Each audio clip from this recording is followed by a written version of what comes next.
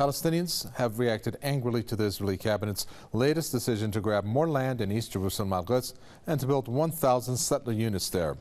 A Palestinian official has warned that Israel's plans to add 1,060 units to 2 existing settlements will trigger violence in the occupied territories.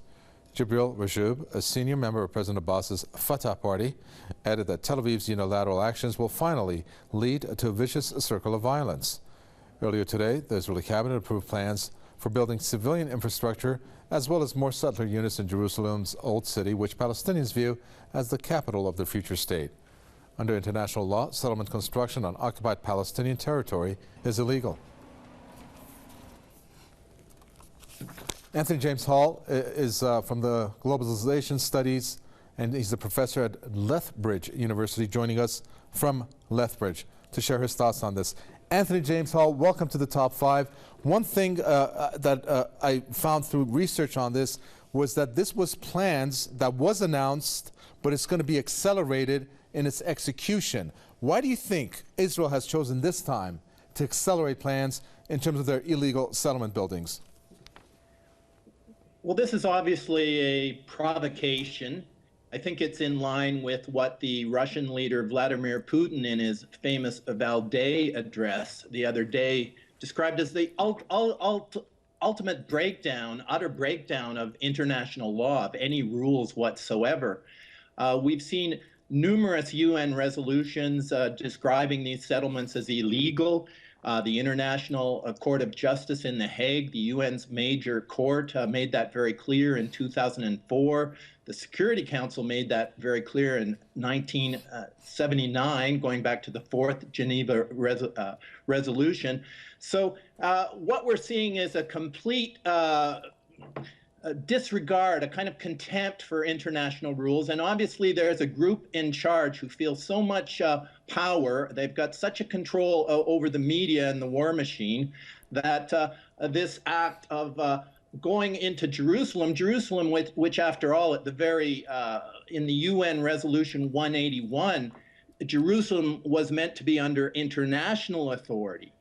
Jerusalem is, of course, a holy site, and East Jerusalem is the Palestinian quarter and the possible site of a future capital of a Palestinian state. So this is clearly, just as Operation Protective Edge this summer showed, exposing that there is a cabal with Israel in charge, pushing for a very major bid for global hegemony, that this intrusion into the Palestinian sector in East Jerusalem is a provocation, and probably meant as a provocation.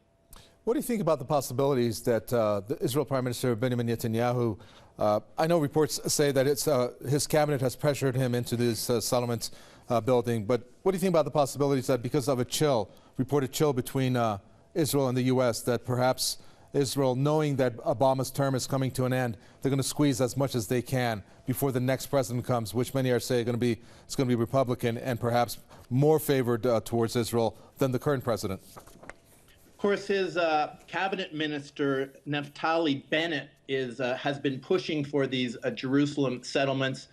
This is clearly in the face of what the United States has been counseling, advising. It's a provocation against the United States.